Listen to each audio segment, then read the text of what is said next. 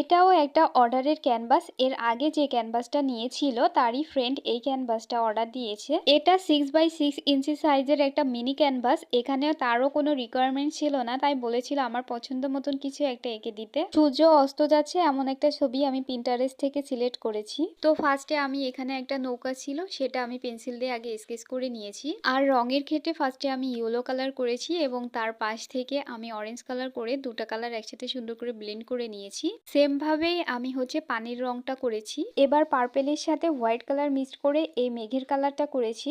আকাশ ও পানির মাঝে রাস্তার মতন কিছু একটা গিয়েছে, সেটাই আমি বার্ন সিয়ানা এবং হোয়াইট কালার মিক্সড করে একটা হালকা কালার বানিয়ে সেটা দিয়েছি।